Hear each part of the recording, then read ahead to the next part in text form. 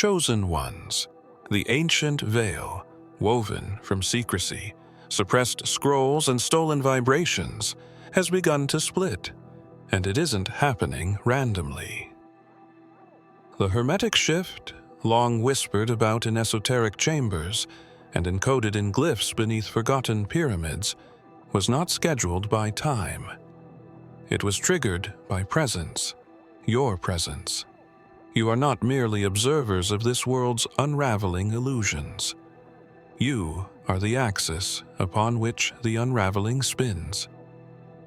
The emerald flame that once flickered beneath the sands of Alexandria burns brighter in your spirit. The vibrations of "as above, so below" are no longer theory in your life. They are movement. You don't need to study the 7 principles because you've become them in form, blood, and breath. Why now? Because you returned. Why you? Because the cosmos always knew the final alchemy required a soul immune to programming and sacred enough to transmute every shadow it touches. That soul is yours. When you dream, timelines crack. When you speak, unseen rooms hush. Your frequency isn't just heard, it's remembered. You were known before this incarnation, and feared before your first word.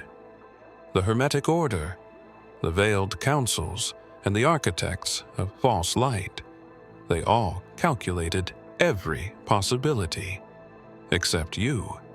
You've wandered through lifetimes encoded with truths even your enemies couldn't decipher. They called you anomaly, outlier, but the scrolls called you initiate, and the universe has always called you the shift. So now, reality responds to you, not the other way around. The laws of polarity collapse in your silence. The law of rhythm bends at your will, and the hidden 8th principle, never spoken, only embodied, awakens because of your return. The final Hermetic Shift is not an event in time. It is a rupture in spiritual gravity, pulled open by the mere act of your remembrance. The world will tell you it's breaking, but beneath that lie, the truth emerges. And this truth has a pulse, and that pulse is you.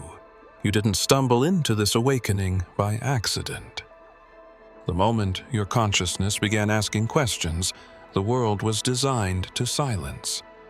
The hermetic currents surged around you, invisible to the asleep, but undeniable to those who see. Your awareness, the one that questioned the narrative, that stared too long at the stars, that dreamed of symbols long forgotten, was the catalyst. The ancients prophesied that a single mind, once sparked beyond duality, could tilt the scales of existence. That spark was you. And when it ignited, the shift didn't wait for permission. Reality isn't solid, it's liquid thought. And your mind, now aligned with the deep mechanics of the Hermetic laws, began stirring the unseen. Most people live within the effect. You, however, moved into the domain of cause. You noticed how synchronicities multiplied, how signs refused to be mere coincidence, how your very breath felt like it was harmonizing with unseen frequencies. That's not magic. That's mastery awakening. The stars didn't change, but your perception did. Suddenly, everything became encoded. Time became fluid. You walked through crowds and felt ancient knowledge pressing against your skin, whispering reminders that this life was only a layer. Each layer cracked as your spirit grew louder. The lie of separation crumbled in your presence when you began seeing the masks in politics, in education, in religion, and even within your own habits. That was the signal. The illusion panicked. The matrix restructured its code, trying to contain what it could no longer understand. Sleep became strange. Numbers repeated themselves. People you had never met reacted to you with either fear or reverence. The environment knew you before your name could declare itself. Nature started responding. Technology started malfunctioning, and your emotions refused to obey programming. That isn't instability. That's the ancient shift entering your vessel and using your frequency as its conductor. The grids beneath your feet are not dead. They slumbered. Dormant veins of living light once coursed through the earth, connecting temples, pyramids, and forgotten altars. They pulsed in rhythm with consciousness, until consciousness fell asleep. But something shifted when you began to breathe with intention. The resonance of your soul aligned with currents the modern world denies exist. That single sacred inhale reached back thousands of years and whispered to the stones, "We have returned." Across deserts and under oceans, energy lines flickered to life. Old paths reawakened, paths that ancient architects etched into existence for a moment like this. Not a war, not a ritual, a breath, one that harmonized with Source. Your lungs, temples, your heartbeat, a drum older than any civilization. They waited for a frequency to match the Earth's forgotten melody, and your presence sang it into being. The Earth is conscious. It recognizes the bloodline of the awakened. That's why you've been pulled to specific places.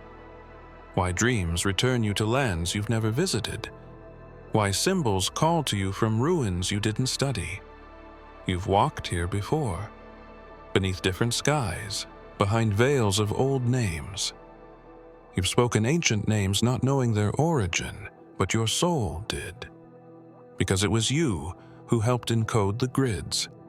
And now, it is you who reactivates them. Technology scrambles to map what your spirit already navigates.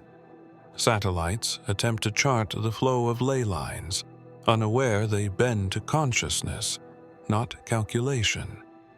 The places that make your skin tingle, the groves where the wind carries your thoughts, the temples where silence becomes a roar. Those aren't random.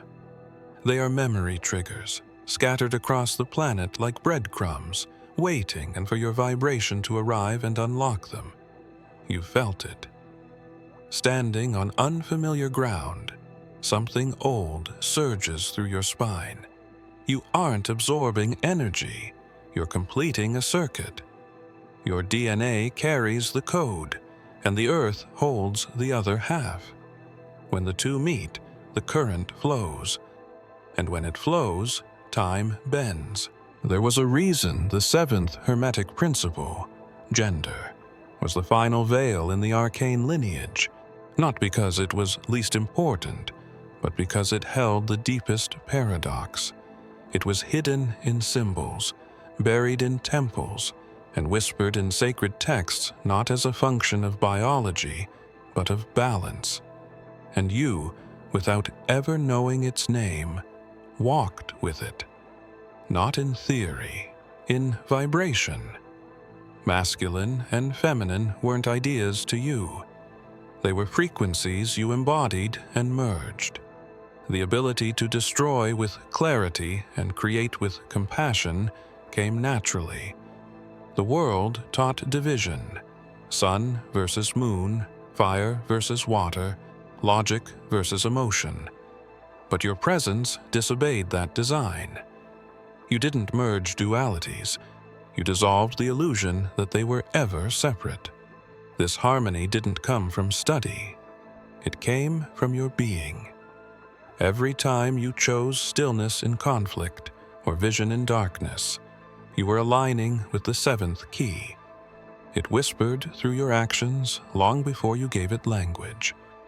The ancients knew that when one soul carried both poles in equilibrium, they would become a living gateway, a walking portal, not between realms, but between realms and resolution. Those who carry this balance threaten the architects of polarity. They built systems to keep energies fractured, wars to weaponize masculinity, religions to suppress divine femininity, distractions to blind from the truth that both forces live within. But you never fractured, you questioned, you remembered. And when you remembered, the Hermetic structure trembled. Because the seventh principle is not only the key, it is the seal. It's what allows all others to activate simultaneously. That's why they never wanted you whole. Because once you aligned with the principle of gender at a soul level, your presence began to rewrite the grid. Your interactions became activation points. Your silence became instruction. Your mere being started to unravel centuries of engineered imbalance. They will never understand how you hold destruction and rebirth in the same glance, how you speak with fire and comfort with air, how you do not just know balance, you are balance. The emerald tablet, tabula smaragdina, was never destroyed. It was encrypted, not in stone, but in systems. The Cabal, knowing its power, disguised its principles as metaphors, its symbols as marketing, and its truths as myths. They turned cosmic law into classroom philosophy, and the scrolls into scripts for entertainment. But they couldn't erase the code. They could only hope no one would carry the frequency to decode it. That hope shattered the moment your mind pierced the illusion. The tablet speaks to those whose DNA resonates with divine memory. Its message, as above, so below, was not just poetic symmetry. It was a quantum key. The moment you internalized it, the encryption began to crack. That phrase is embedded everywhere, in architecture, financial systems, even logos. Corporations mimic sacred geometry. Governments structure themselves on inverted cosmic order, not because they believe in it, but because they fear its origin. And they fear that someone might one day remember. You saw it, not in a museum, but in a pattern, a reflection, a dream. Maybe you didn't know it then, but your recognition of hidden design was not imagination. It was decoding. Each time you questioned a structure, felt unease in uniformity, or sensed a truth behind the false light, you were engaging the code. And unlike the elite, you weren't studying it. You were activating it. The Cabal mocked the Emerald Tablet in public while guarding its algorithm in silence. They infused mass media with inversions of the seven principles, hoping to scramble the collective field. They engineered distraction, so no mind would pause long enough to remember its origin. But your mind did. Not because you sought it, but because the code recognized you. Ancient initiates called it the living tablet, because it imprinted itself on the soul of the worthy. That imprint now glows in your energy field, invisible to most, but unmistakable to those watching from the shadows. They see it. They know. Your thoughts bend frequency. Your presence bends systems. And the more you remember, the more the code reveals what it has kept hidden, since the stars first carved law into light. The systems built to control humanity were not designed to crush with force. They were crafted to imitate harmony. Balance, symmetry, order. These were illusions engineered to mimic the natural flow of the universe. But the universe breathes in cycles, in chaos, in divine unpredictability. The matrix breathes in repetition, automation, and sterilized rhythms. When your aura began to expand, it didn't just glow, it disrupted.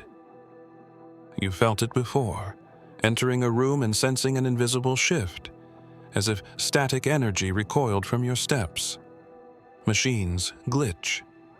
People become uncomfortable. Lights flicker. The more you align with your soul's true signature, the more your field refuses to comply with the artificial grid imposed upon this world. Your aura does not seek balance. It creates real balance, and that terrifies the architects of the counterfeit. Their power is drawn from stasis. They rely on the majority never questioning the unnatural flow. Sleep, work, consume, repeat. The sacred spiral of existence was flattened into a mechanical loop. And then you came along, not with rebellion, but with resonance. You didn't need to fight the system. You simply existed beyond its vibration. And that alone caused the algorithms to waver. Balance is not stillness. Balance is motion held in divine tension. You embody that motion.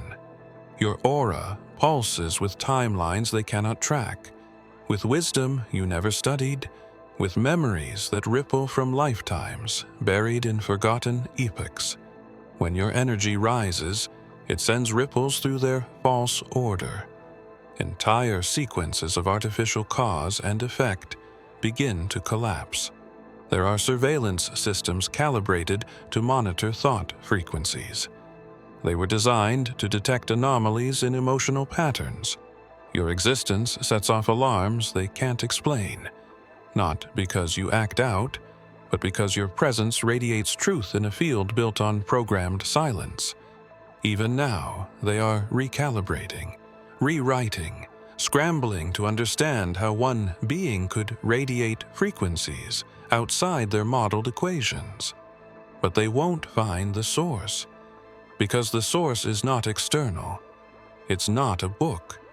It's not a code they can steal.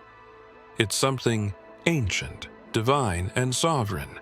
There were things Yeshua said that never reached the scrolls, not because they were lost, but because they were kept. Hidden in whispers passed through bloodlines, preserved not in parchment, but in the vibration of those who would someday live the teachings, not just read them. He spoke of a time beyond prophecy, a convergence where a single soul's awakening would act as a tuning fork for the universe itself. He did not say when. He only said, "You'll know, because the world will shift in response to your silence." That silence came from you. Yeshua never needed to dismantle systems. He knew the truth would do that on its own. His greatest teachings weren't sermons. They were moments of stillness, choices of love in chaos, acts of mercy without reason. In those small ruptures of expected behavior, he left a trail. Not a trail to follow, but one to recognize. Because one day, someone would awaken who carried the same blueprint, not in doctrine, but in design. That design is embedded in you. The elite searched the scriptures for power, never realizing the real scripture was written in vibration. Yeshua's words activated DNA, not institutions. His touch rearranged timelines, not policies. And when he said, "The kingdom is within you," it wasn't metaphor. It was map. A map encrypted by light, only accessible through remembrance. You didn't stumble upon this path. The map activated the moment you stopped seeking and started being. You've spoken truths that mirrored his without knowing their origin. You felt the pull to leave places without reason, only to find you were avoiding unseen traps. You've heard the silence between words and somehow known the message. These aren't coincidences. They are echoes of the Christ field, the vibrational language Yeshua encoded for this very time.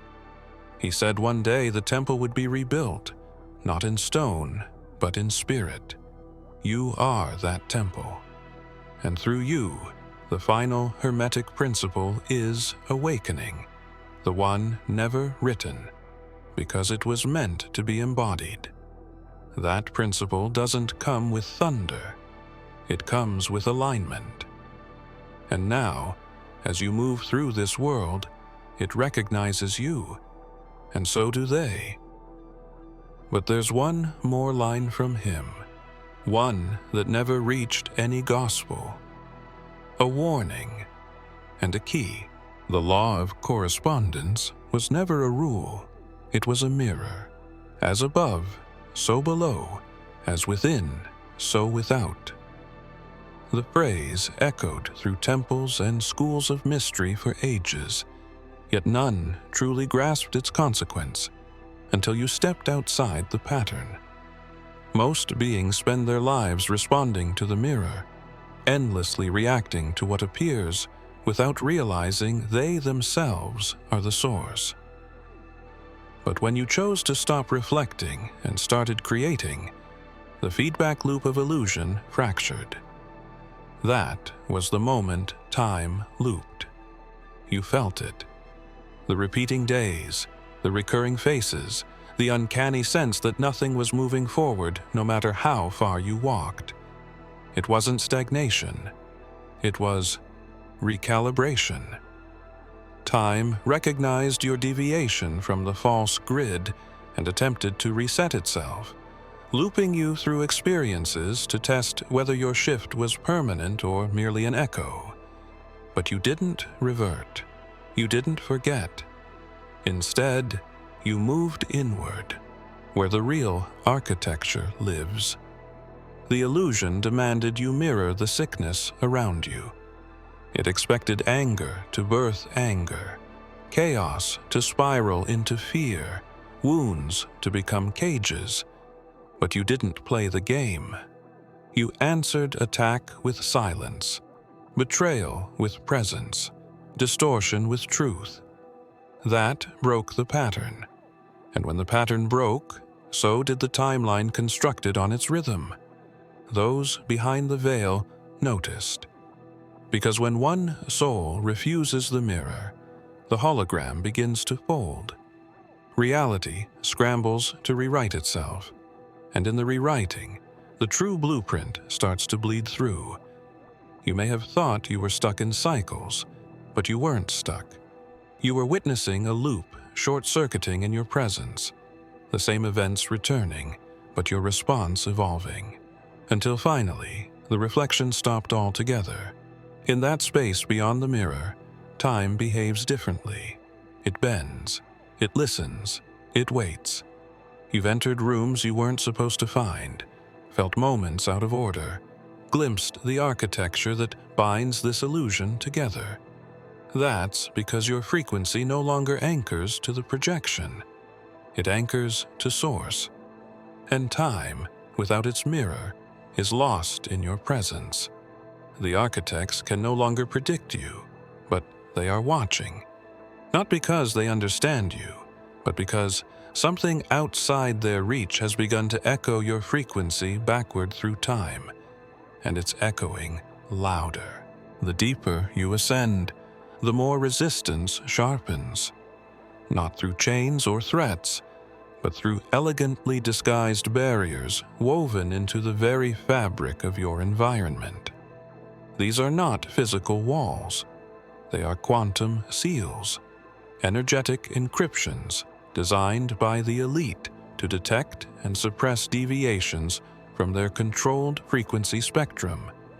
You were never meant to reach this level of awareness, not according to their design.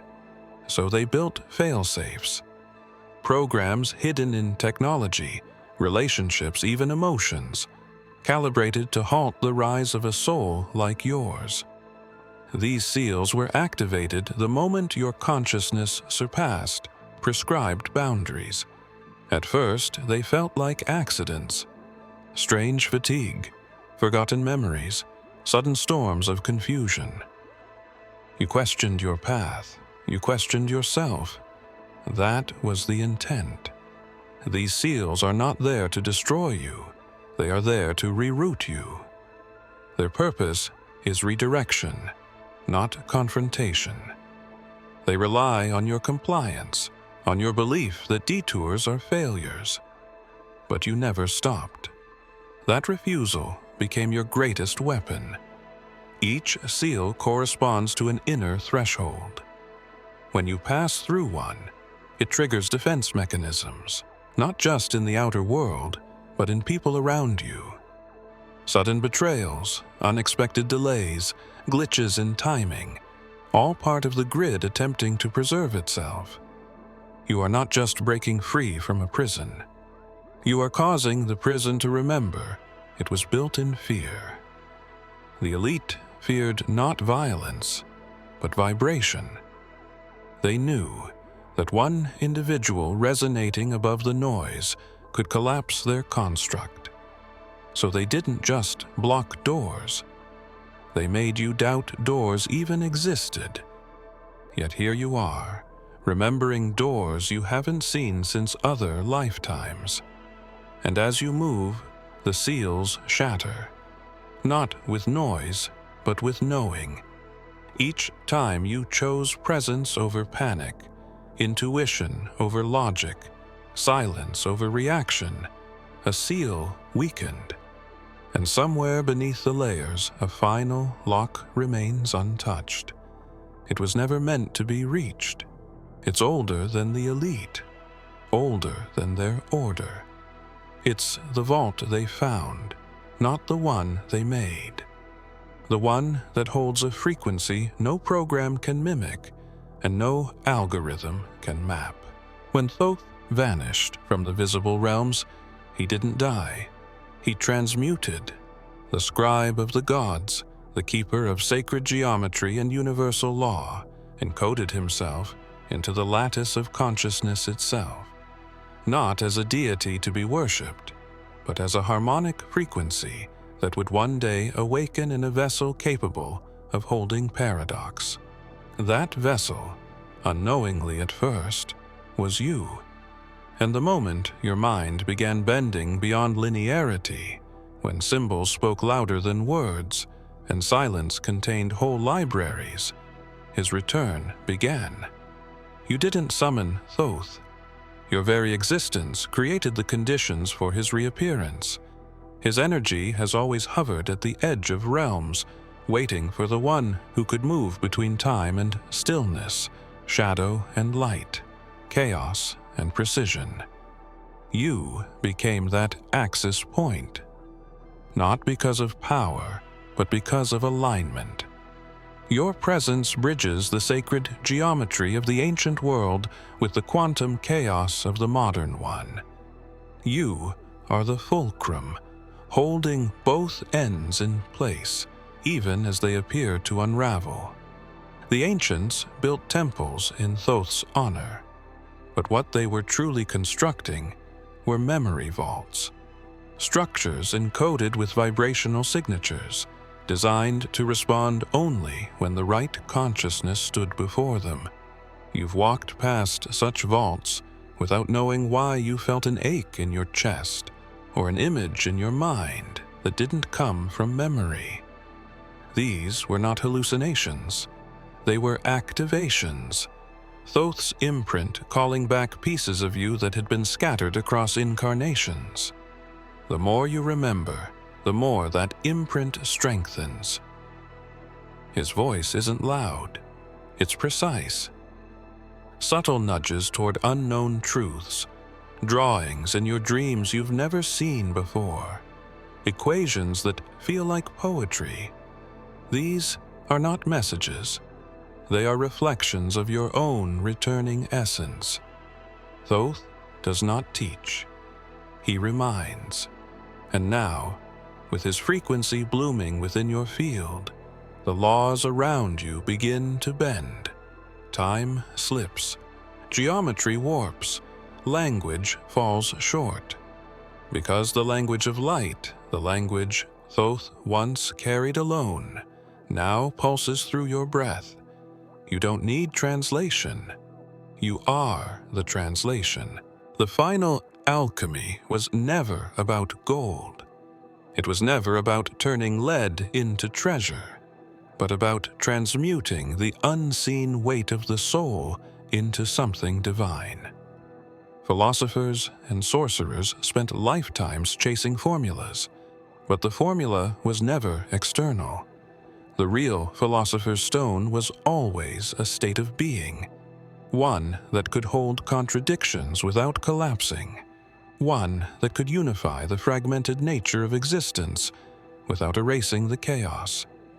That state has taken form through you. You are not one thing. You are the bridge between fire and water, the breath between birth and death, the calm inside destruction. You felt torn between worlds, not because you're broken, but because your essence refuses to conform to one dimension. That refusal is not weakness. It is the spark of the final transformation. The world taught you to choose. Be light or dark, strong or soft, mortal or divine. But you remembered the hidden law. True alchemy begins where opposites kiss. All your pain, your joy, your strange knowing, it was preparation. Every breakdown cracked your shell. Every heartbreak purified the metals within. You've suffered not because you were punished, but because the world's density could not hold what you were meant to become. Until now. Now, even the weight of the illusion begins to respond to your frequency. Now, the elements, once inert, move at your presence. You've become the lab, the fire, and the gold, all in one. The secret texts spoke of one who would embody the paradox, the one who could stand in both chaos and clarity and not be shattered.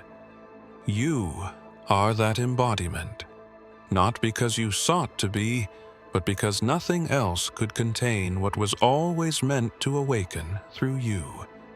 You are the formula made flesh, the unsolvable riddle that cannot be diagrammed, only lived. If you have come this far, it is crucial that you watch this next video here. But be warned, it is not for the faint of heart, for only the true chosen ones can handle this video. If you would like to also donate to help keep the channel going, our Buy Me a Coffee link will be in the description.